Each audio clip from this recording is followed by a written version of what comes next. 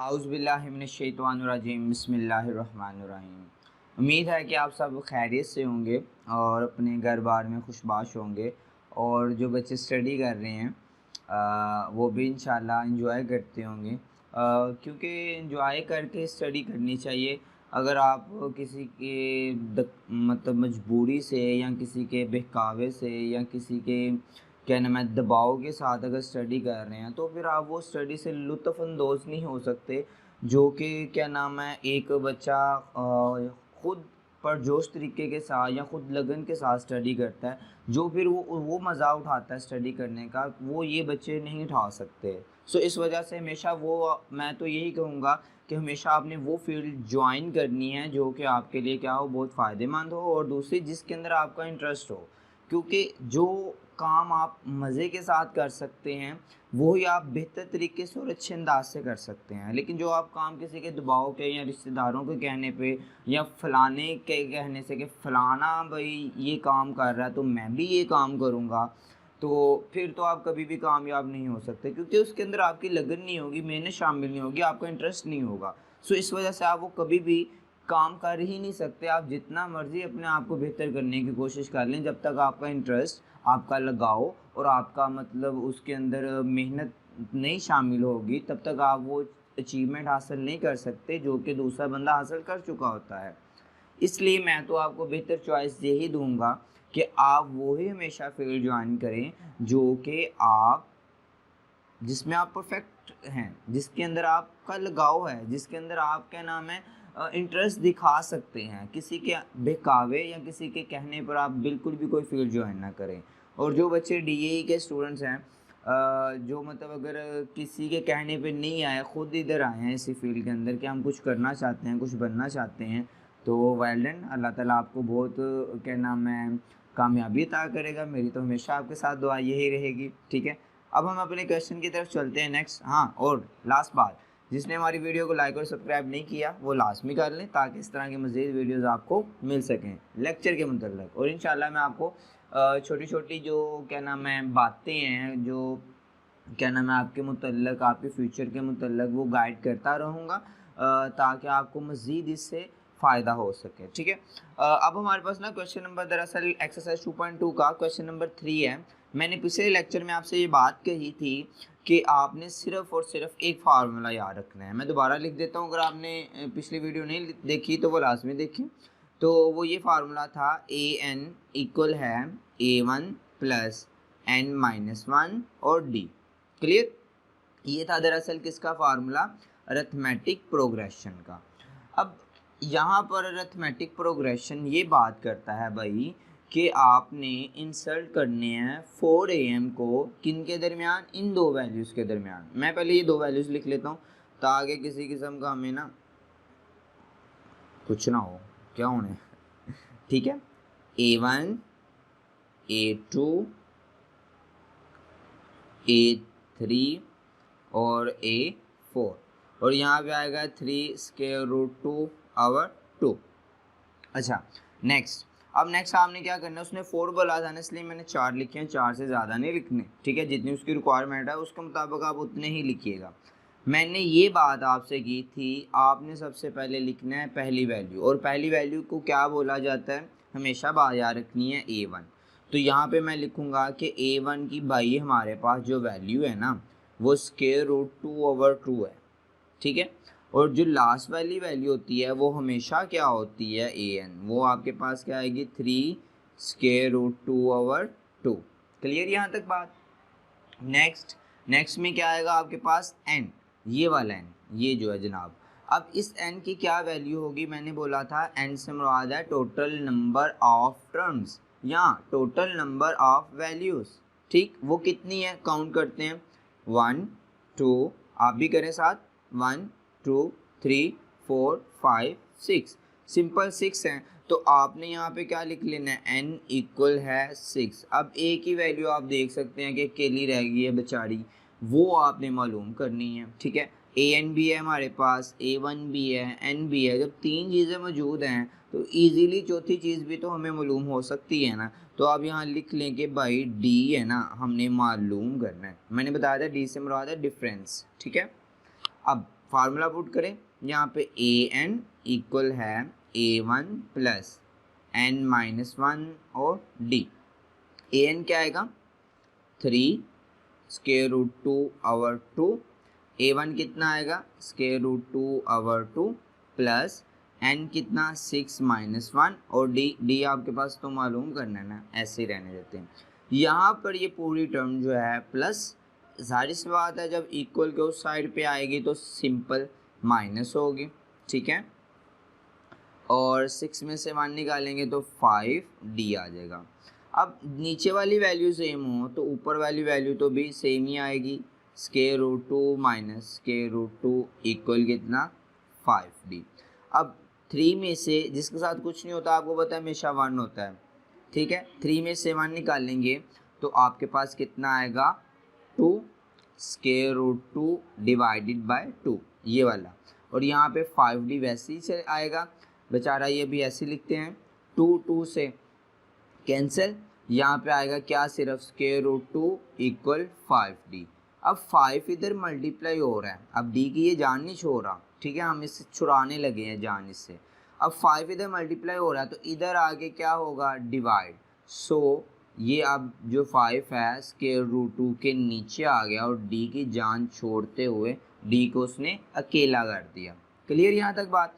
अब d तो हमें मालूम हो गया सिंपल। अब आपने क्या करना है a1 a2 a3 और a4 की वैल्यू निकालनी है। जिसने पिछला लेक्चर देखा उसको डेफिनेटली पता होगा कि हमने नेक्स्ट कौन सा स्टेप करना है, ठीक है। तो आपने नेक्स्ट स्टेप ये करना है a1 जब भी मालूम करना है, मैंने कहा हमेशा लिख के बात रख लें कि आपने जब भी a1 मालूम करना है आपने स्मॉल a1 में d की वैल्यू को ऐड कर लेना है।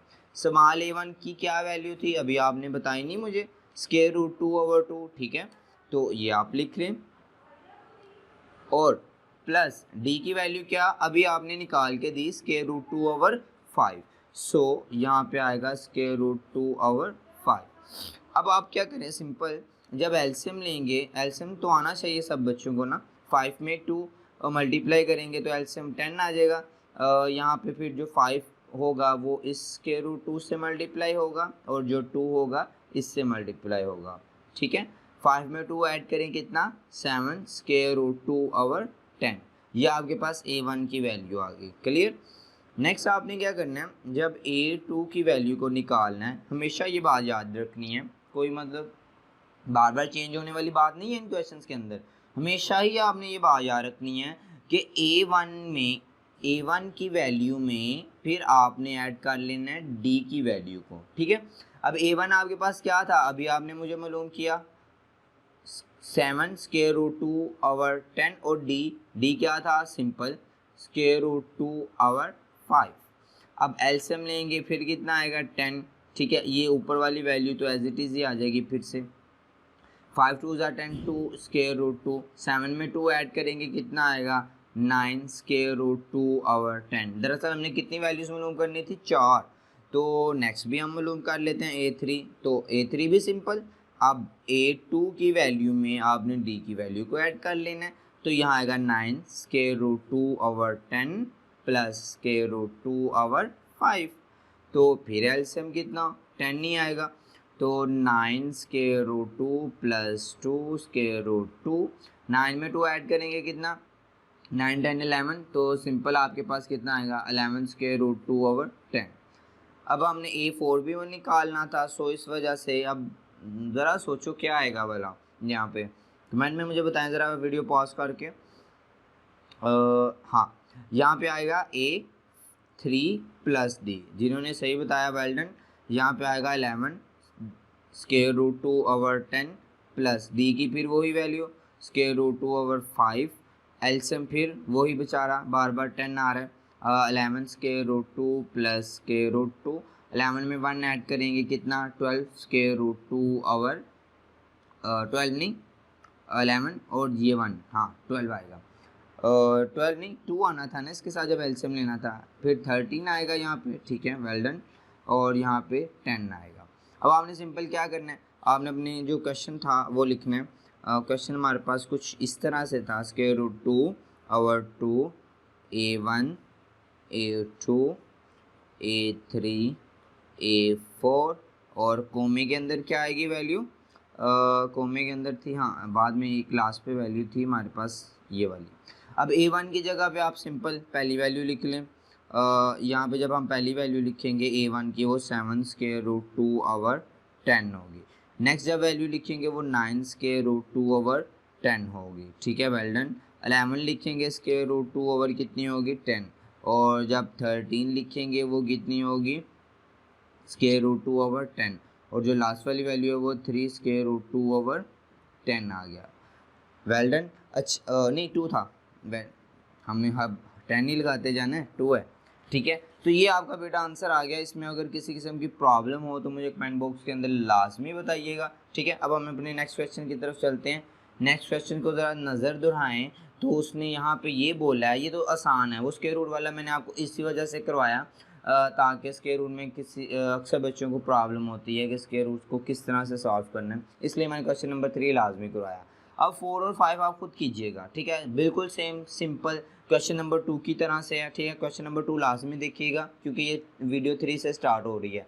2 लाजमी देखें, उसके बाद 4 और 5 को करने की कोशिश करें। बिल्कुल सेम आसानी के साथ आपको क्वेश्चन आ जाएगा। सिर्फ और सिर्फ आपको स्टेप याद रखने की ज़रूरत है, डांसिंग स्टेप नहीं, क्वेश्चन के स्टेप।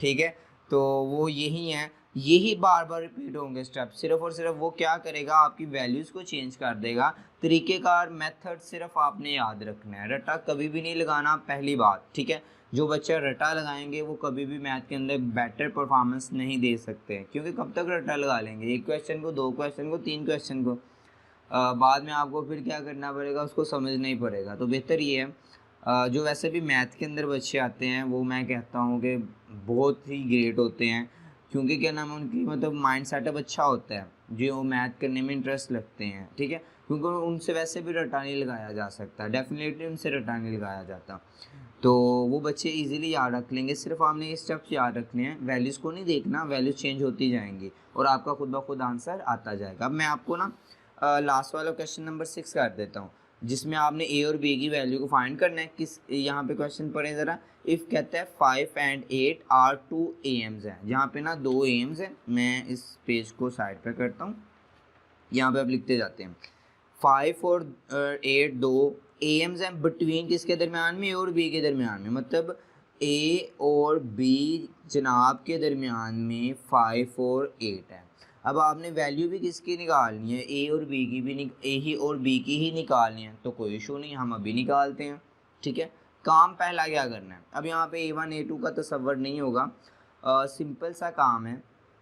आप क्या करें, आप कुछ इस तरह से करें कि पहले ना दूसरी वैल्यू में से तीसरी वैल्यू में से दूसरी वैल्यू निकाल लें, डी की वैल्यू निकाल लें। डी आप यहाँ पे लिखें A3 माइनस A2।